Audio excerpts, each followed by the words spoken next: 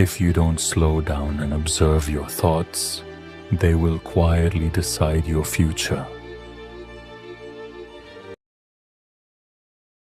तुम क्यों आज अपनी इस मीडियोक्रिटी से निकल नहीं पा रहे हो?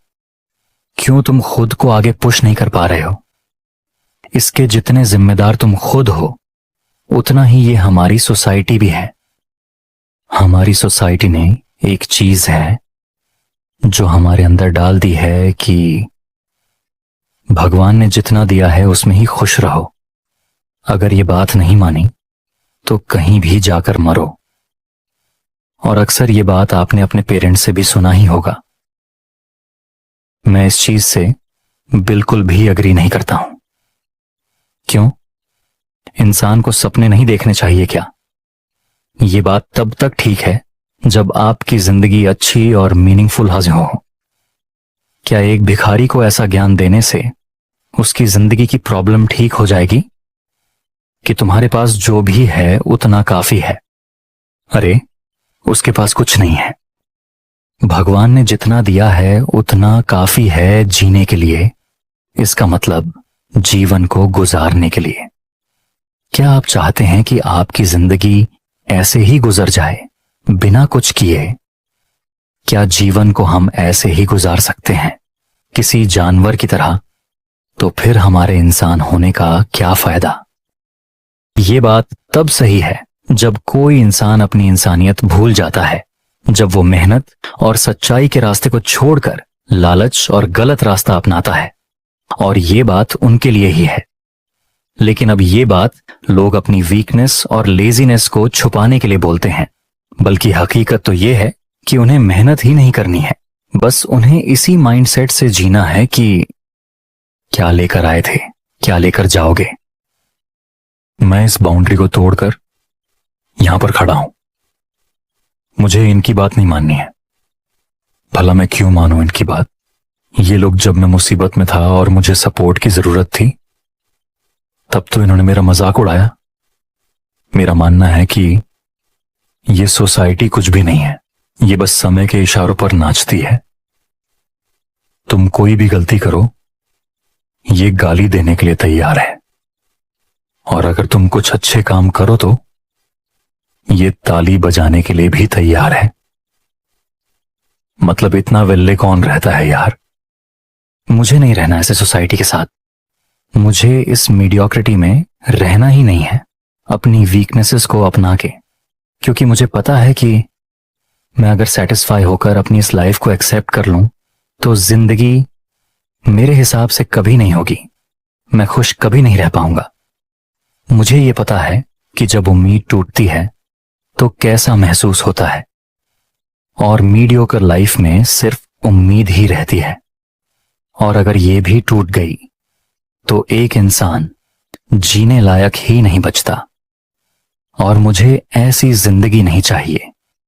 मैंने लाइफ में एक चीज सीखी है कि मांगने पर हमेशा उम्मीद से कम ही मिलता है और कमाने पर हमेशा उम्मीद से ज्यादा। तो अब मैं ये बताने जा रहा हूं कि कैसे मैंने इस माइंडसेट को तोड़ा। मुझ में एक विनर माइंडसेट कैसे डेवलप हुआ। मैं आज खुद पे इतना प्राउड कर रहा हूं ना कि मैं खुद को ही थैंक्स बोल रहा हूं। मैं उस टाइम को याद कर रहा हूं जब मैंने अपनी लाइफ का सबसे बेस्ट डिसीजन लिया था। आज मैं खुद सरप्राइज्ड हूं कि मैं इतना ज्यादा मैच्योर कैसे था कि जो मैंने ये रास्ता चुना।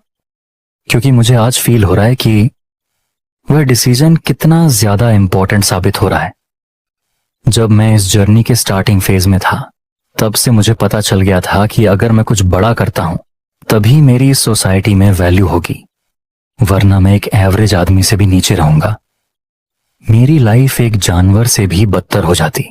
सोसाइटी मुझे बस एक नॉर्मल समझकर इग्नोर कर देती और लड़कियों की सबसे लास्ट चॉइस में भी मैं नहीं आता। मैं ये यूं हवा में नहीं बोल रहा, ये सब मैंने खुद फील किया है। इतना सब होने के बाद मेरा ईगो हर्ट हुआ और फिर मैंने ये ठान ही लिया कि अब मैं दुनिया को अपने पीछे भगाऊंगा। जिसने भी मुझे इग्नोर किया है, मैं बड़ा बनने के बाद उनको इग्नोर करूंगा। और जिन्होंने भी मेरी इंसल्ट की है, मैं उनको रुलाऊंगा। ये माइंडसेट तो आ गई कि अब तो कुछ करना है, लेकिन क्या करना है, कैसे करना है, ये पता ही नहीं था। फिर मैंने लाइफ के बारे में सीखना शुरू किया। आखिर जिंदगी कैसी होती है, एक बेहतर लाइफ जी कैसे जाती है।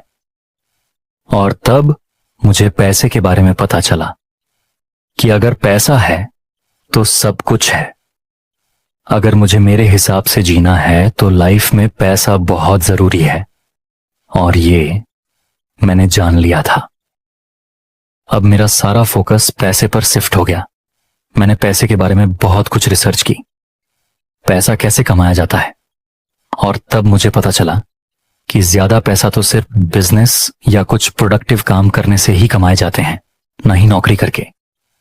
और यही बात मेरे दिल और दिमाग में छप गई। अब मैं सोचने लगा कि मुझे अब नौकरी करनी ही नहीं है, अपना ही कुछ काम करेंगे। ये माइंडसेट अब थोड़ी इमेच्योरिटी सी तो लगती है, लेकिन इसमें कुछ भी फर्क नहीं पड़ा।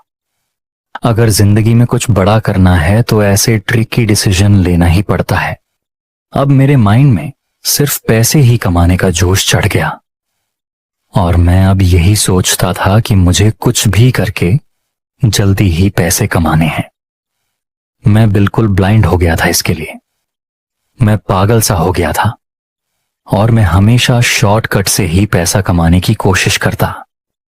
मैं ऑनलाइन गेम्स खेलता था, जैसे बैटिंग गेम्स, क्योंकि मुझ में उतनी ज्यादा समझ नहीं थी पहले। लेकिन मैंने नॉलेज लेना बंद नहीं किया था, और इसलिए मुझे ये जल्दी ही रियलाइज हो गया कि मैं जो कर रहा हूं वो गलत है। इससे ये तो पता चल गया था कि पैसा सिर्फ हार्ड वर्क करके ही कमाया जाता है, और अब मेरा पूरा फोकस हार्ड वर्क पर है। अब मैं इस हार्ड वर्क को पूरी तरह से समझ चुका हूं। अब मैं सिर्फ मेहनत करना चाहता हूं। अब मुझे कोई और दूसरा रास्ता नजर ही नहीं आता। तो यही थी मेरी स्टोरी, जिसने मुझे इस मीडियोक्रिटी से अलग बनाया। अब मैं उम्मीद करता हूं कि ये वीडियो आपको जरूर पसंद आया होगा। तो अब हम इस वीडियो को यहीं पर खत्म करते हैं, और हम फिर मिलते हैं किसी नए वीडियो पर। तब तक के लिए गुड बाय।